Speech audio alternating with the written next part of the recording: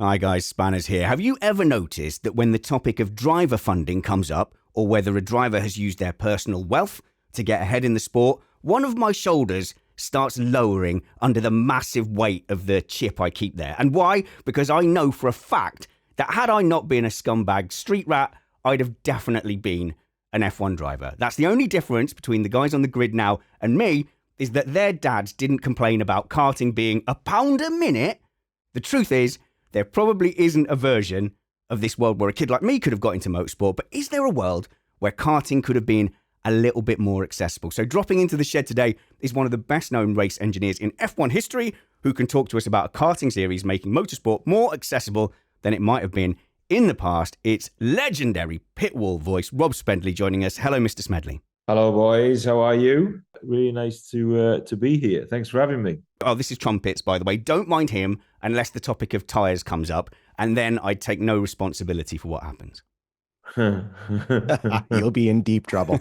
But mainly, I think I'm grateful to you just for the spirit of let's get motorsport more accessible to people who aren't from incredibly wealthy families. If you could just tell us a little bit about your global karting series, FAT Karting, I'd be very grateful. So let's do it. Let's do a quick history lesson. I bailed out of Williams Formula One in 2019 and decided that I needed to take some time away from the sport.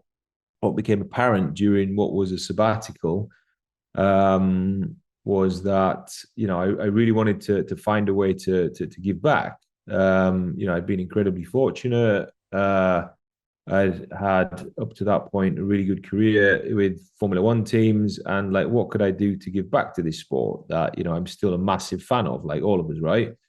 And I started to think about the chances of a kid like me ending up with a career in Formula One as an engineer. And you think, well, there is actually a democratized pathway to get engineers into Formula One. You just have to be clever enough. If you're clever enough, it doesn't really matter about your background. Are there no pay engineers in F1 where they've paid their way in? Derek doesn't know what he's doing, yeah, but his dad is minted.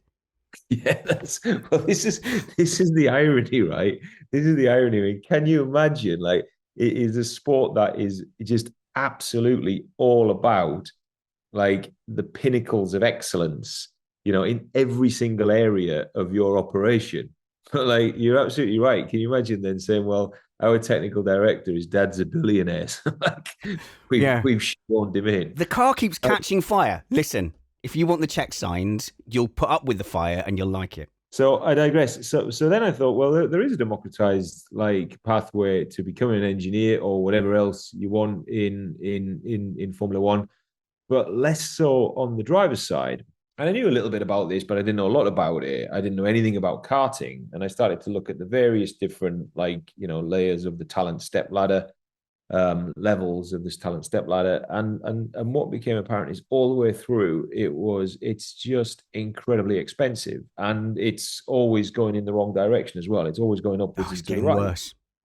Yeah, so it was well, what can we do? And so you started to look at the lower formula. I knew very little about this, and then you start to look at karts, and then finally I got down to the very grassroots of karting. I'm like, dude, this is so expensive, £1 a minute, right? Whatever. And I thought, there's either we are so incredibly fortunate as a sport that all of our talent, all the pinnacle of talent comes from this single demographic, or there's something called Occam's razor, which tells you that there's a very obvious dichotomy to this answer. So it's clear that this is that talent is everywhere and opportunity isn't. So it was about how do we lower the price point? It's an equipment sport. It's never going to be as democratized as a ball sport, right? But surely we've got to be able to do better than 100K a year, right? Or 250K a year if you're out in Europe and challenging in the European or the World Championships. And this is karting. This is karting. 100K a year. Yeah, I haven't got that. Right? To do national level. Well, not many people have post-tax, by the way. Post-tax, right? Post-tax for your child's hobby. So So I looked at it and I thought, well, I reckon that I could probably like halve that, which is still a start. We might be able to take like 60% out. Anyway, I did some like, back of the envelope calculations about how this whole thing could work.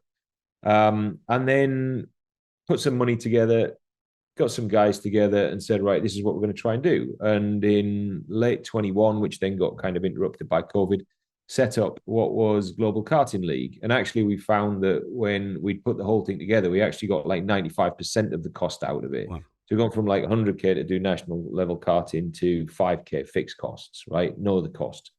I still recognize as I still recognize that 5K is a lot of money, but we've made great inroads to have a full season of karting and opened up the market to a much bigger demographic. And that's how the whole thing started. We can get into like why it's called FAT Karting League in a minute. But the very ethos and the very concept is that we are trying to get more kids from a-traditional backgrounds, from any background. In fact, we are fairly agnostic, who want to get involved in the sport. And if you're talented enough, we will spot you and you will go all the way through. You're certainly increasing the demographic, but Rome wasn't built in a day. So I suppose this is just about moving things in the right direction, because as you said, it is going the wrong way. I think we're close to F1 being a full grid of billionaires at some point. And if you go down to the junior series, it's getting worse and worse for that. So do you think you can stem that tide? And yes, I would like to know why it's called FAT Karting and if that puts unnecessary pressure on the drivers. No, we're agnostic in every way, including body shape. So let me get into like whether or not we can make a change. Yeah, I mean that's what we're here to do, right? We're here to give families, kids with talent who haven't got the means to go and compete at the 6-figure level, or the high 5-figure level.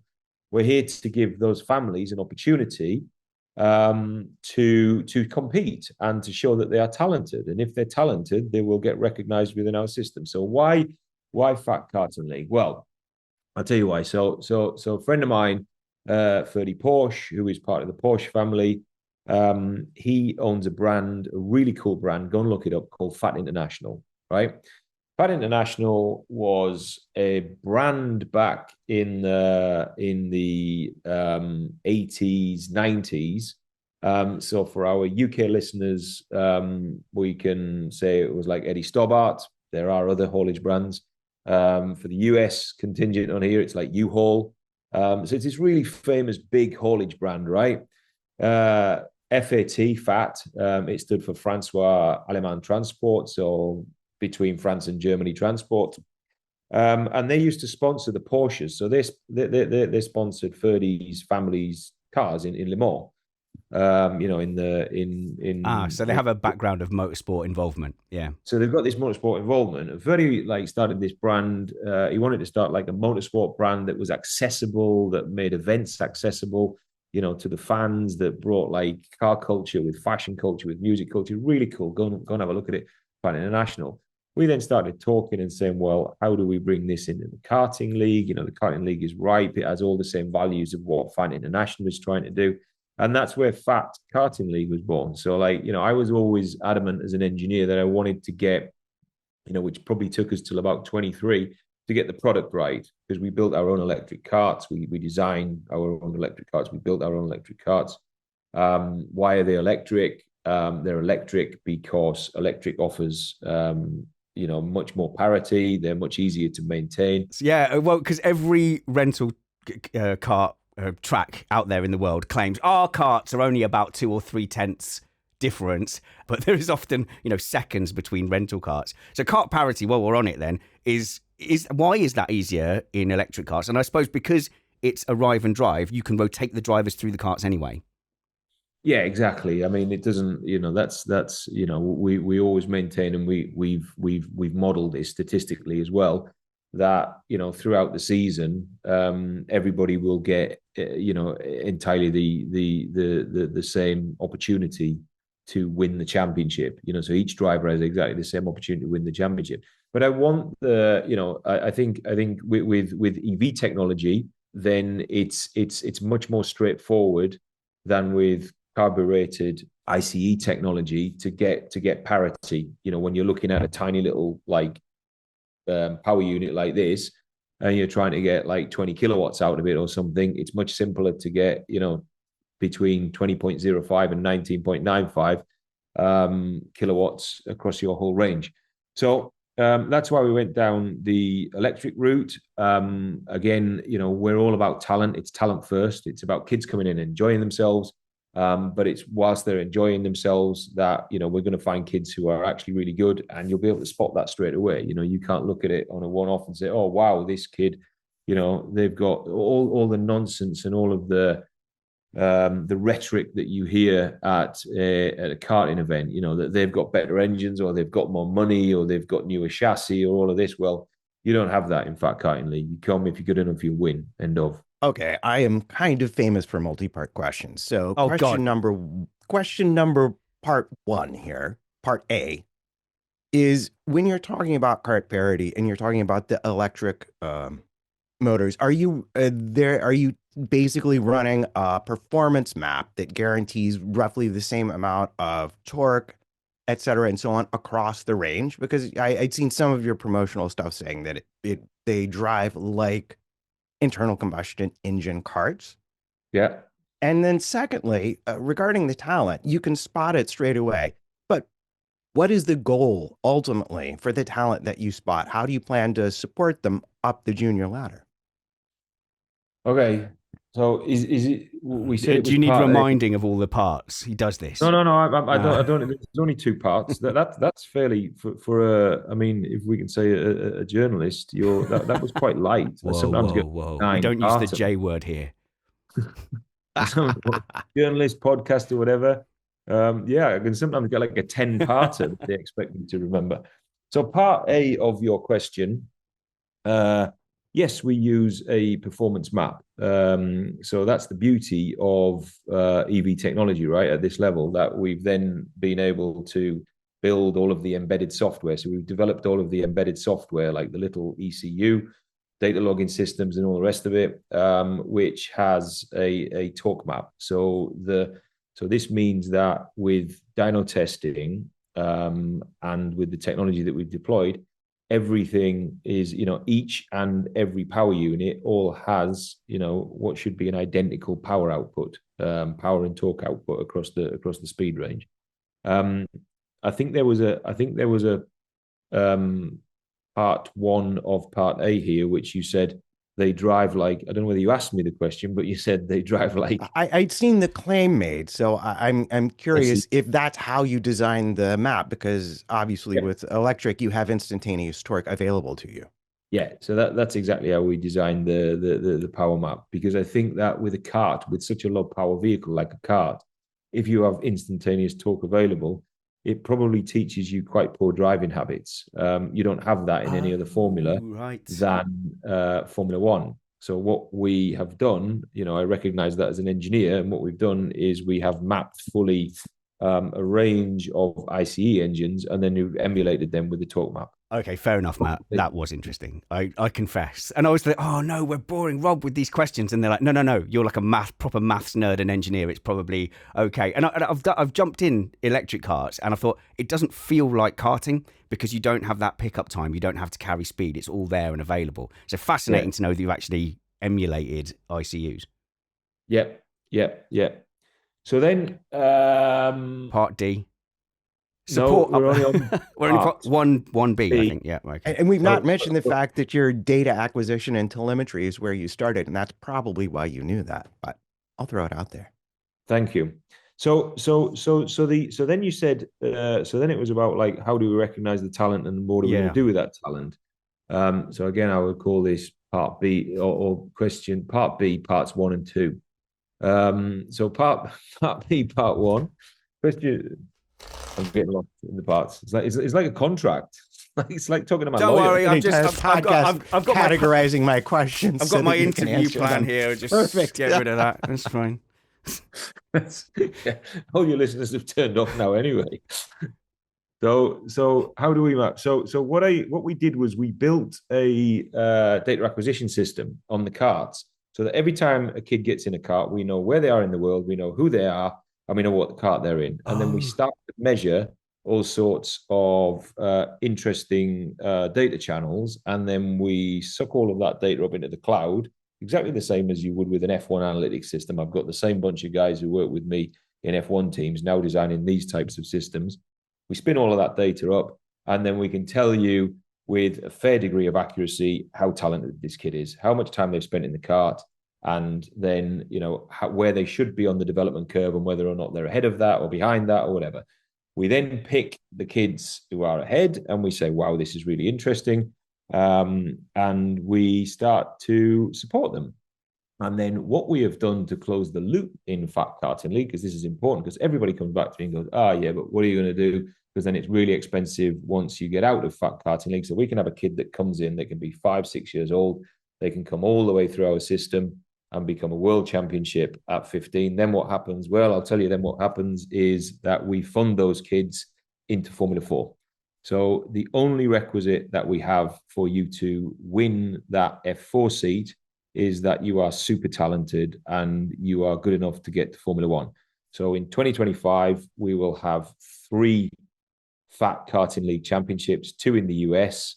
One is launching in April, and the other one is launching in August, September. You heard it here first. The one that exists in the UK, you will then put those 3 championships together. The best kids from those 3 championships come together at the end of the year, and they do the FAT World Final.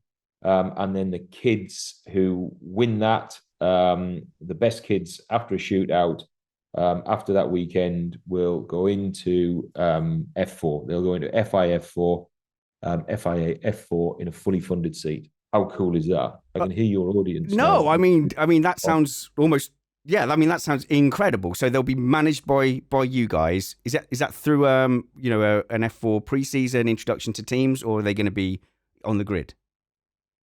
They'll be they'll be driving. They'll be on the grid. Wow.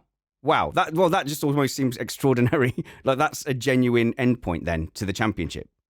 100% is a genuine endpoint. We don't want it to end there. And by the way, this is the start, right? So in 2025, we will find one kid that goes into F4 in 26, assuming we find somebody who's talented, right? They've got to come through our system. They've got to be in our system. They've got to come through our system, and they've got to be talented enough. And we'll be able to spot that. I think between the guys that we've got here, we've got a little bit of experience of knowing what a racing driver looks like. So we'll be able to spot that. And then in 2026, obviously the FAT Karting League will continue to grow. We will be in more markets. We want to get in non-traditional markets. Eventually, I want to get into emerging markets. We want to be in India. We want to be in Africa. We want to be in China. We want to be finding talent there, because it's not that talent only exists in Europe and in the US. It's going to exist right across the world. So we want to create the opportunity for it, and we will keep growing that pool of talent that's coming through our stepladder system and into cars. And why do we? We're not going to stop at Formula 4 either. We're going to go on from Formula 4 to Formula 3, Formula 3 to Formula 2, and then the other part you can probably guess. Wait, what's after Formula 3 and Formula 2? There's no way to complete this loop. I tell you what, I mean, I'm biased to Team Street Rat here, but a driver not restricted by the demographic pressures that we talked about earlier. I mean, you could have, someone who's come through a completely different forged fire suddenly appearing in F4. If the first or second or third drivers coming through this route start to look good, people are going to look at what you're doing and go, oh, hang on a minute. Maybe there's something in having this model rather than just the kids who can pay for it. Yeah, of course. I mean, I don't want to be like, this is a really competitive landscape. If we, if we manage to change that and get other people to kind of come in, if we create a massive vacuum of like how big the market really is for kids who want to get involved in motorsport and do it at a competitive level, and there's lots of businesses that vacuum in behind us, great. We've changed the landscape. We've changed things for the better. All of a sudden, it's not just about, how deep your pockets are. It's about, how talented you are as well. Okay. not entirely a multi-part question, but small Just clarification. one. For the F4, you are going to stay with that driver, I presume, based on your answer, and continue to help them find funding to go forward, because it does get a lot more expensive up the ladder. That's what your answer implied to me, but I just want to make sure of it. Oh, dude, it's all expensive. I mean, F4 is like crazy. Like, let's not when we talk about the grassroots of single seaters, it's all like very, very expensive. But yeah, of course it is. We have to close the loop. We have to, and you have to carry on like pushing the talent that we've got in our ecosystem higher and higher up that step ladder, because the higher that we get it, the more chance we've got of them getting the Formula One. But I think that once you've got up to the F3 level, and definitely the F2 level, there is the chances of success and backing just become higher and higher, right? You get to the point where, to use like the terminology that was being used before, the street rat, like you can't, if it is a street rat that we've got, and we're fairly agnostic here, right? We don't want any reverse snobbery in the in our system. Oh yeah, it's not like Burn the Rich Kids. It's not like what's that film on the train where they go up the train killing the rich people? We're not doing that. Snowpiercer. Definitely not doing that. Yeah. I don't know what film that is, but we're not doing that. Yeah. But what I would say is that if it is a kid who doesn't have the funding but has the talent, the Formula One teams are very, very interested in that. Excellent. Formula One teams, guess what? The ones at the front of the grid, they're just they pay their drivers regardless of their background. So this is what this should be about. So we're not saying eat the rich, but if you change your mind, let me know. We can totally go eat the rich. Rob, thank you so much for this insight. It genuinely it warms my heart to go, okay, maybe there's a universe where we can move away from it just being the march of the billionaires. Do you have time for 3 or 4 quick-fire questions from our listeners? They don't have to be super in-depth, but we'd love to get some answers from you. We've got Hannah, who says, if you hadn't gone into motorsport engineering, what would you have done? Oh, God, you know what? My son asked me this the other day. And I used to always have answers, but I've been doing it for so long now that I have no idea. So I'd probably just be like some kind of terrible layabout. I've literally got no idea. So, I'm too far into this. I'm unemployable. I can't think of anything else. So it was either most beloved F1 engineer in history or bum on the sofa. Yeah. That was your 2 choices. The correct answer was Roman Centurion. That's what I wanted to be as a kid if I wasn't a podcaster. Adam asks, now that you're not as busy on race weekends, what's your favorite race weekend to travel to? That's a good one. So what do I go to that I enjoy the most? Right, easy one. And I rarely miss it. In fact, I can't remember ever missing it. Is Austin, Texas. COTA. Oh yeah, cool vibe, cool fans on the right level where they're super intense, like in the track. Like once you get outside into the city, nobody cares anymore. Yeah, they're just having a good time.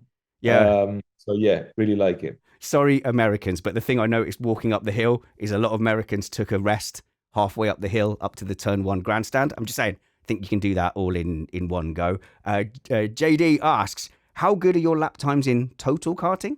What's that? Well, are you a good wheel peddler yourself?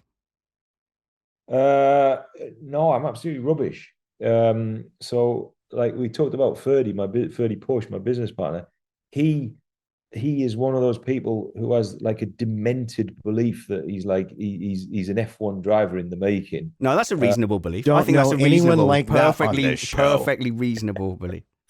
Yeah, exactly. He's not the first person I've come across either. But I'm like fairly sanguine that I'm just a bit rubbish. I don't really care. Like it's not my thing. I look at the squiggly lines and do some of the maths and physics and engineering. Well, you definitely fit into a Missed Apex Karting event, so we'll definitely shoot out an invite. Oh, here's a decent one from Larkson. What does new F1 lack that old F1 had from your perspective? Have we lost anything? Apart from groove tires? Have we lost anything? Shut up, wow, we're a lot more corporate now. We're a lot more. Have we lost the honest answers from the drivers? Perhaps a little bit more guarded. We've lost the honesty. Yeah, I think when you look at the driver, when you used to watch it back in the day, you would watch an interview of the driver, and that would be the person that you would have sat in a restaurant with the night before. And I think now when you watch the drivers being interviewed, um, it's sometimes far removed from their real personality. So I think we missed that a little bit. And I'm not going to give a boring answer like the noise and the V10s and everything like that, because it just makes me sound like I'm 300 year old. I don't miss the noise at all. I quite like the I don't. comfortable noise. I think the cars sound mega. I love the sound of the cars now. I really like it. And you know, we've driven. You know, I'm really proud to be part of an industry that has found like 55% thermal efficiency from ICE engines in a 10-year period. It's incredible. Are you sad they're getting rid of the MGUH? As an engineering geek, I am very sad that they're getting rid of the MGUH, because I love that bit of technology. You know, when you look at, like, I mean, you couldn't use it in anything other than a Formula One car, but it was just a cool bit of technology. You know, when you look at how that evolved and where the design came from, and, like, you know, taking energy and being efficient with it, it's just exactly what us engineers do, right? We're all about efficiency. We're all about, you know, creating as little waste as possible. And that was just a cool idea. And finally, a question from Spanners in Colchester, who says, you know, you're famous in the F1 paddock. Do people yell your quotes at you in the paddock, like "Rob, baby, stay cool"? The Formula One paddock is a little bit more refined than that, but people definitely still yell it at me outside of the Formula One paddock. Yes.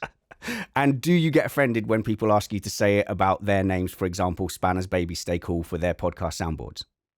No, I wouldn't say I get offended. Can I ask? Can I just make one ask? Like, is if, like, honestly, come and talk to me. Like, take a picture, do what you want, but please don't, like, have your phone and go, "Oh, I've got my girlfriend on the phone and she, like, really loves you," or my mum or something like that. Would you talk to her? Because it's always the most stunted of conversations. You're going like, "Hello," and they go, and then they'll be like, "Who is it?" And I'm like, "It's Rob Smedley," and they go like, "Who?" Do people do that? Always. Do people honestly do that? Just go, "Oh, speak to my girlfriend." Yeah, oh so my don't goodness! Do that, oh, okay. Don't do that. But come and say hello. Yeah. Have you got a strong selfie game when people are asking for your picture? Get in and out as soon as you can. That's the one. Just like a good podcast interview, get in and out as soon as you can. The best of luck with this, Rob, and hopefully, you know, we'll come and harass you this time next year to see how it's going, to see if there's a talent that's emerging that's going to be on that F4 grid. But best of luck with that karting series, and thank you for your time. Thanks, boys. See you soon.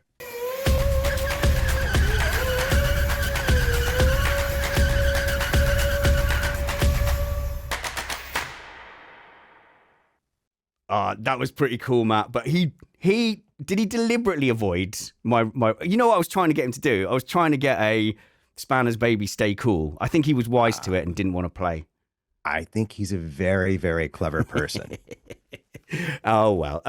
I'm not editing out. I'm not ashamed that I asked for that. I thought that would be really cool. But I think I wasn't expecting him to say that was going to be a fully funded seat on the grid in F4 with a management team looking after him. I mean, that's got genuine potential. I mean, and it is like a long-term view. It's started, it's building up to this point. I mean, that will be a real good first step.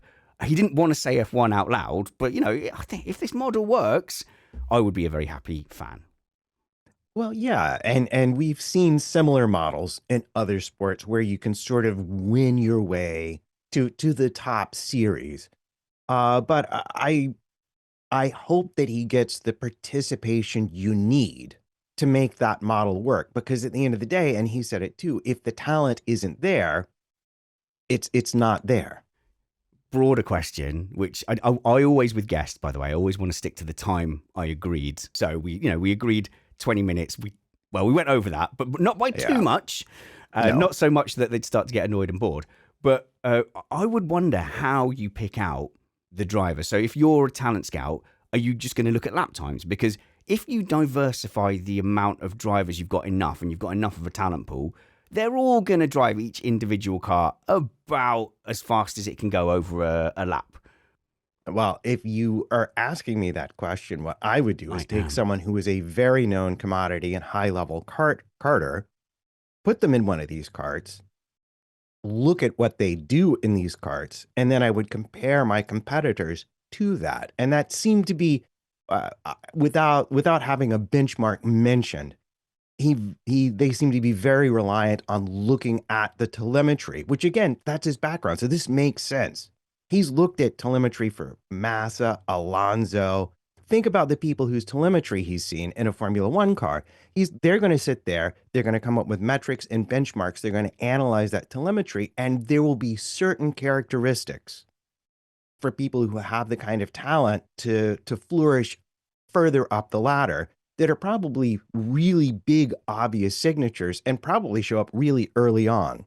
But I think is it going to come down to heart? Like that kid's got heart. He took out 3 other competitors, or is it going to be he's really fast, but keeps putting it in the wall, or keeps making that win or bin decision that puts him out of the points? Well, see, Sorry. this is really interesting because what this makes me think of is a Lewis Hamilton's GP2 drive that got him into McLaren, where he spun, came from the back, and almost won the race. This was epic. Literally, the entire Formula One paddock was just staring at his race. They stopped disassembling things. They were just staring at his race. It was that kind of thing.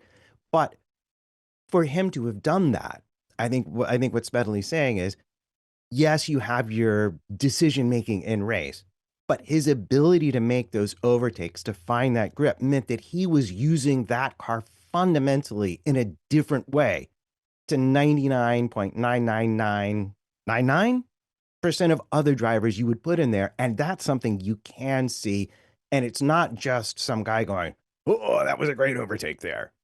It's much more based. It gives them a much greater chance of being successful in higher powered series. It is getting worse, though. It is getting worse. I think over the next 10 years, there's nothing you can do to stop it over the next 10 years. It is all going to be kids who've poured in vast amounts of family money.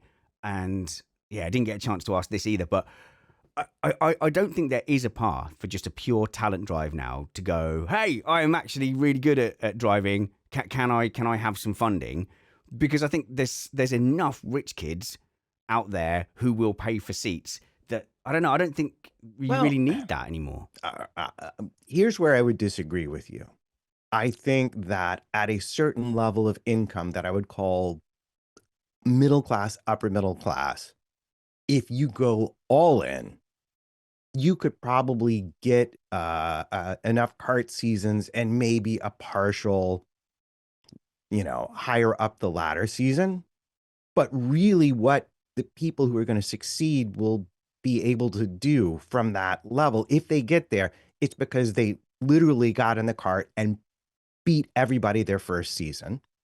So some people hanging around the track put them in touch with some investors. Oh, really? They put a consortium together, it's not a movie. and then that consortium funds them, but in return, they take a big chunk of their contracts. Oh, yeah. As they start to get paid. But I think that's an old model. So I think Nick de Vries kind of fell into that kind of model. Yeah, but yeah. This is what I'm saying. I think that kind of model where you go, okay, let's scoop up these kids and we'll say, right, we will fund you. We will fund these 10 kids. If one of them gets an F1 contract, it says, well, you have to give us half, and that is a return on investment. As long as one of these kids gets to F1. I think that model's gone. Are there drivers now that are under that model that are coming through? My understanding was that Lawson had put that funding together to go do his F2 season. And that basically, his family reached a point where they couldn't continue to fund his career, but it was either family, friends, or someone they'd been introduced to because of his success was willing to say, all right, you know what, kid, I'll put some money together for you and I'll sponsor you. Because, the Formula One paddock is a place where people who feel very rich and important like to be. And one of the things funding someone like that who has a real shot at it, or even if it's a long shot, if they're rich enough, it's couch cushion money to them. Yeah. But it offers them access in a way that they couldn't necessarily just buy from the outside. You know what I mean? So Yeah. I think you can find people like that. Well, also, But- like, you could probably buy a VIP ticket to F1, but it gets you sort of involved, isn't it? It makes you a Oh, but, name you know, in. somebody was telling me that like it's not that great if you're not there as a guest. Like you don't get the garages, you don't get like that real. Well, you want to be part of You the don't gang. necessarily get value Yeah. for money. You That's want to what be I'm part saying. of the gang, you see. And definitely, if I was a Yeah. billionaire, the first thing the first thing I would do is use that influence to influence foreign governments and shake things up in my worldview. That's the first thing I'd do. Then the Yeah. second But once you were thing done with that, once I was done with that, I would, definitely investing in young drivers, because you get to be part of the club, and then suddenly you get to speak to all these people you see on TV, and you're one of them. So I have no objection. You know, if someone's gotten up the ladder and then they're able to attract sponsors, I think that's almost perfect in this modern world. But I honestly think like the majority of people with just family money funding them is increasing now. About 5 years ago, I spoke to someone who'd been in FP2 5 years before that, and they said all the way up to FP2 was 6 million UK sterling. 6 million. And I think that's lowball these days. But I think that doesn't get you anywhere anymore, and it's just getting worse and worse. So, but think about it. Think about it. The talent pool is going to shrink and shrink.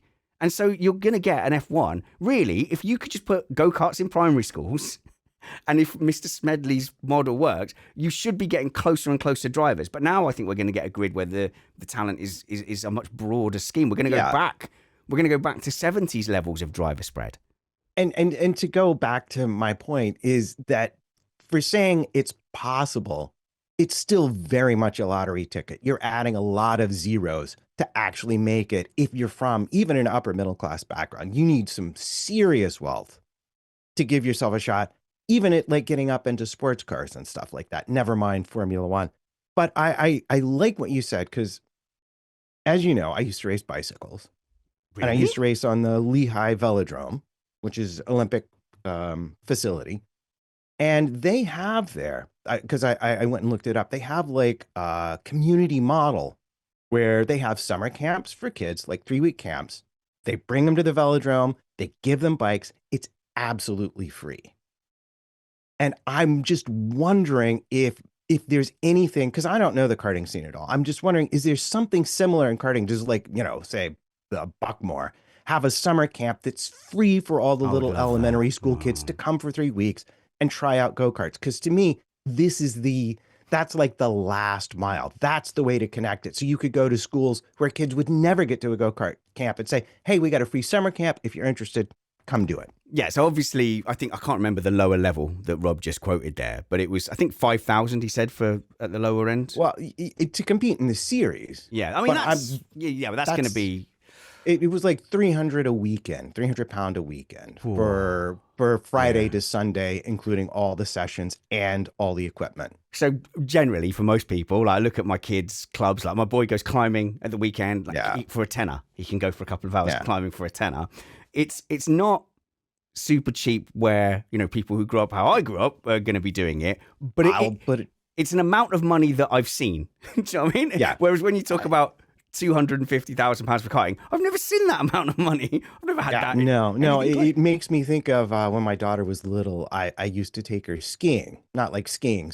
We have like these, glorified hills. But even if I took her for 1 day skiing, it was like 300 by time you threw the travel and the rentals and everything. It was like $350 for like just an afternoon's worth of fun. And, we did it a couple of times and then it was just like, it's like, I enjoyed it because I remember doing it when I was a kid. It was much cheaper. Obviously in Atlanta, there wasn't a hill, but there was one we could get to and it wasn't so expensive. I know I've gone off talking about skiing, but it's the level of thing where if I saw 300 for a full race weekend and my kid had done some arrive and drive and was pretty good, I might be like, okay, well, we could try this for a weekend and see how you do. See what it's really like with proper competition. And that might be cheaper than some of the other series that are out there. Definitely one I'm going to watch. And I think, did you mention that Daniel Ricciardo has a similar scheme? Yeah. I went and looked. I think Ricciardo's got a junior series that he does. I found it on a UK Motorsport website when I was just poking around to see who was doing what. And it seems like it's a similar kind of thing in that they're trying to make it less expensive, but it's not, in my opinion, even the less expensive it is now. And it's a vast improvement over what currently exists. Like, because, if you get top level karting, I talked to somebody 10 years ago who said, like, even the Central European Championship was almost $1 million, €1 million across a whole season. If you're like in the big championship, not one of the tinier regional ones. So the thing is, the wealth can be hidden for a long time. So obviously, I've been not complaining. It's just, it is what it is. Pointing out. They've got their personal sponsor, and they're like, no, I'm sponsored by Snackismores or whatever. And it's like, yeah, but then It's a family business. Yeah, it's a family business, or their dad's a major customer of those, so they funnel the money through there. There's definitely a thing. No driver wants to be talked about as a pay driver. So I mean, I think Lando Norris's first seat was what we would call a traditional pay driver seat, but we never heard about it. Huh? I think unless you're talking about someone who can demonstrate they ran out of money and the only reason they're in the sport is because a driver academy decided to use their other drivers to pay for them. Then everyone is some kind of a pay driver. You had to come up with obscene amounts of cash to get where you're going. And whether you borrowed it, it was a loan, whether your family took all their business earnings and put it behind you, whatever, it doesn't matter. You have to pay all the way up the ladder as a driver. And that's something that really reduces the chances of getting the very best drivers in the world on the grid. But you can get away with it in Formula One as well. So if you were a pay driver and you're better than another pay driver, because there have been teams at the bottom end of the grid where both drivers are there because they use family money to be there. And if one is putting it in the wall every 5 minutes, you can look like a pretty solid driver for a few seasons. And so it can be hidden. If you suddenly dumped the grid from in 10 years' time in my billionaire apocalypse scenario, and you suddenly made F1 a spec series, I think you'd see this driver spread. But right now in Formula One, we have to kind of guess and tease out the driver spread, if that makes any sense. So yeah, it's something that I know I whinge about it a lot, and I know it's not going to go away. I'll try and once we're into the season, I'll try and kind of drop it. But all I want is just a little bit of acknowledgement and honesty that actually most of the drivers that are going to be popping onto the grid in the next 10 years have had vast sums of family money poured into their careers, all the way up to and maybe including Formula One itself. Mostly. Yeah, I think that's fair. But that also gets away from what a pay driver used to be versus the circumstances now almost demand it. I'll say a pay driver now, though, the difference between a pay driver now in the 70s is the pay driver coming through now will have had a far better level of karting training. Yeah, exactly. So they will still be a better product at the end. Yeah, and that was actually a point that I really wanted to make in a weird way, because one of the things that money buys is time to get better. Whereas it used to be, if you were fast and broke things, they didn't care. They took you and figured they'd teach you how to not break things. But now you can be absolutely mid for a couple of years and then get somebody like, Anthony Davison, Rob Smedley with Massa at Ferrari, who can take a look at your telemetry and explain it to you in words you understand. And suddenly you get better because you've had the luxury, and that's what it is, of time to learn how to do this job well, rather than having to immediately be good at it or be kicked out. If you look at the grid now, Mercedes and Ferrari, you probably can't buy a seat at Mercedes and Ferrari. You can buy a Red Bull seat. You can buy a Visa Cash App seat.